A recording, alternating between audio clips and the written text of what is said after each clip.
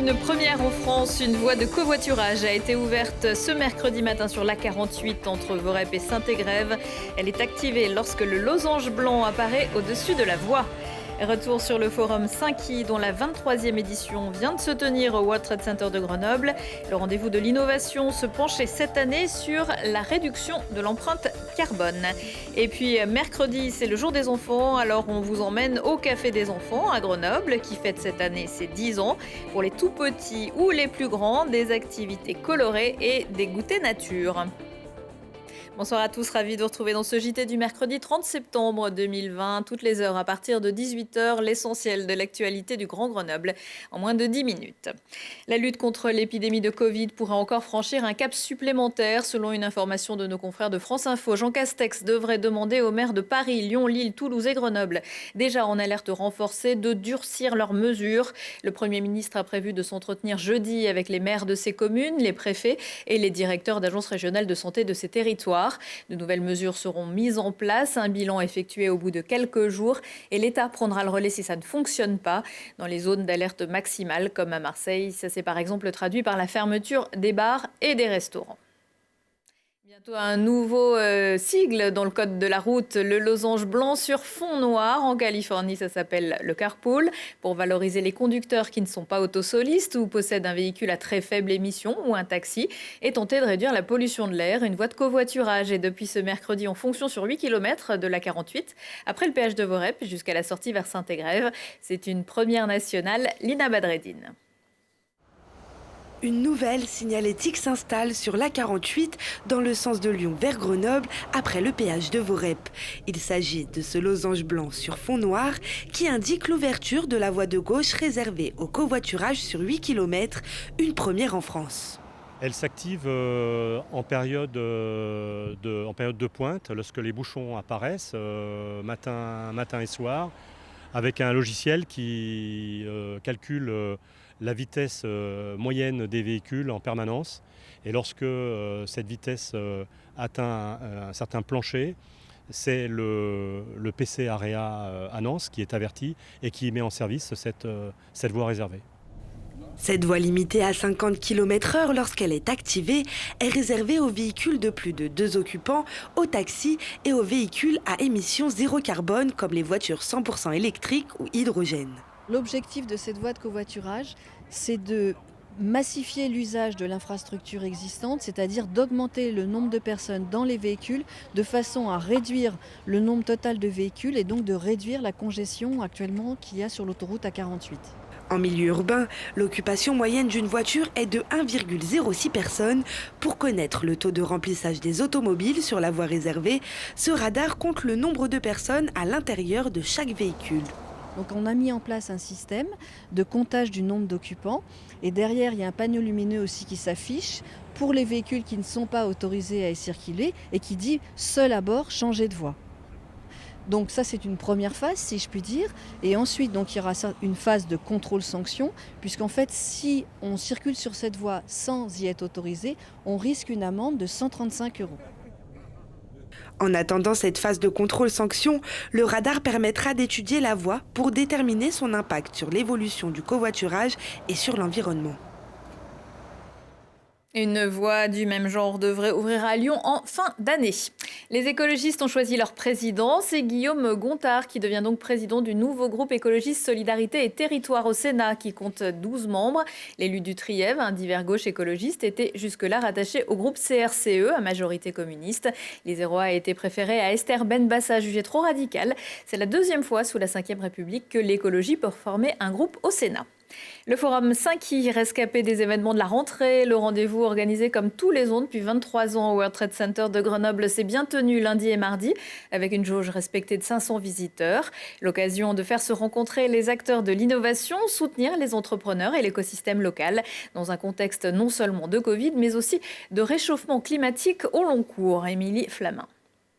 Innovation, industrie, inclusion, investissement et international sont les 5 grands I du forum porté par Grenoble-Alpes Métropole. Réduction des déchets, traitement des eaux usées ou encore aménagement de l'espace urbain, autant de projets centrés sur le thème de cette 23e édition, innovation et empreinte carbone, quelle synergie? Tout le monde le sait, on vit dans un monde qui fait face à un défi écologique et notamment le défi des émissions de CO2. Et la question que se pose ce salon, c'est en quoi l'innovation peut être construite en ayant une attention portée à la réduction de l'empreinte carbone, à la réduction des émissions de CO2, ou en quoi l'innovation peut elle-même permettre de réduire les émissions de CO2, l'empreinte carbone et l'empreinte écologique. Une problématique qui donne l'occasion à des investisseurs et des startups de se rencontrer. À l'issue de ce forum, des levées de fonds ainsi que 2 grands prix ont été décernés aux projets les plus innovants. Le premier a récompensé la start-up stéphanoise IPCube, une entreprise de photocopieurs industriels fabriquant des palettes en carton sur place et au besoin, de manière à réduire au maximum l'empreinte carbone. Je suis déjà fier pour l'équipe parce que moi j'ai plusieurs sociétés dans celle-ci et c'est une start-up. Donc une start-up c'est d'abord une équipe, c'est d'abord une histoire d'hommes et de femmes. Et ici ça nous permet d'être en exposition, on ne demande qu'à être connu et d'actionner notre levée de fonds pour déployer le développement commercial qui nous présage de bons jours, on espère. Le deuxième prix, coup de cœur du public, a récompensé l'entreprise locale Construction Composite Bois basée dans la vallée du Grésivaudan. Une start-up née il y a 14 ans qui propose du béton de bois permettant de construire des bâtiments avec un bilan carbone négatif. On est extrêmement ravis, à double titre je dirais. Le premier parce qu'on a eu l'opportunité de présenter notre activité et notre projet. Et deuxièmement parce que de recevoir ce prix, je l'espère, c'est la marque que notre produit suscite l'intérêt et l'enthousiasme. Les 2 grands gagnants du Forum 5i repartent donc avec leur trophée ainsi que la chance de changer le monde de demain avec des innovations écologiques et environnementales. Et en 23 ans d'existence, le Forum 5i aura permis de présenter 353 projets, de générer 3700 emplois et de lever 1 milliard d'euros de fonds. Grenoble, terre d'innovation, mais évidemment aussi capitale des Alpes. C'est aussi à ce titre qu'Alpexpo accueillera pendant 2 jours le congrès annuel de domaines skiables de France. Au programme jeudi, Covid et relance et vendredi, une montagne plus vertueuse. Sont notamment annoncés le président du MEDEF, Geoffrey Roux de Bézieux, et le maire de Grenoble, Éric Piolle. La rencontre promet d'être intéressante. Et puis vous l'avez aperçu juste à l'instant, si l'univers de la montagne et ceux qui la font vous intéressent, je ne saurais que trop vous conseiller la lecture de ce livre, 100 acteurs de la montagne d'aujourd'hui et de demain, édité par le Dauphiné Libéré. Et ça alors Télé Grenoble est tiré à l'imprimerie des 2 Ponts à Bresson, entre une brève histoire de la montagne, des portraits de champions, été, hiver, de décideurs, sentinelles ou ambassadeurs, des personnalités toutes très différentes, d'un banquier à un gardien de refuge, en passant par un écrivain ou un trailer, mais une seule passion, la montagne avec un grand M. Les Marmots avec un grand M aussi ont leur café. Le café des enfants à Grenoble fête ses 10 ans dans le quartier des Eaux Claires.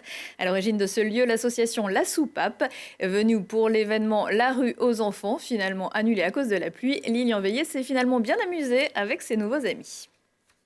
À cause de la pluie, l'événement Rue aux enfants est annulé. La rue des Champs-Élysées n'est pas coupée. Les jeunes se sont donc réfugiés au café des enfants pour profiter d'une après-midi ensemble autour de plusieurs activités, comme l'atelier Un pavé dans ma rue. Je dessine un passage piéton pour que les voitures elles s'arrêtent et qu'elles laissent passer les gens passer parce qu'il y en a qui traversent au rouge. Je dessine des personnages, plutôt de les traits pour faire traverser les piétons. Je mets des bonhommes avec des têtes. Une activité qui permet de repenser l'usage de l'espace public avec ce projet d'habillement de la rue des Champs-Élysées. L'objectif est de faire ralentir la circulation en peignant un jour ces motifs sur des ralentisseurs ou des passages piétons. Comme il est très créatif, je pense qu'il va donner quelques idées aux élus locaux. Une animation beatmaker est aussi proposée pour composer ses propres morceaux instrumentaux. Un beatmaker, c'est-à-dire qu'on a construit du son. Et avec ce son, on a fait de la musique grâce à l'animateur qui a été très sympa. On a fait de la musique numérique avec des tablettes et on a fait un mini tableau de DJ. Et du coup, on a fait de la musique plutôt techno. Et à cette occasion, le Café des enfants fêtait ses 10 ans. En plus de son coin café-restaurant, des livres et des jeux, ce lieu propose aussi plusieurs activités toute l'année. On propose des ateliers, la plupart créatifs, ou des ateliers de soutien à la parentalité. Et on porte des projets aussi hors les murs dans les quartiers prioritaires de notre secteur. Donc ça, c'est la partie un peu moins visible de l'iceberg, mais ce sont des projets qui sont au cœur de notre projet associatif. Et l'association ne compte pas s'arrêter là et proposera de nouveaux programmes ludiques et créatifs tout au long de sa 11e année.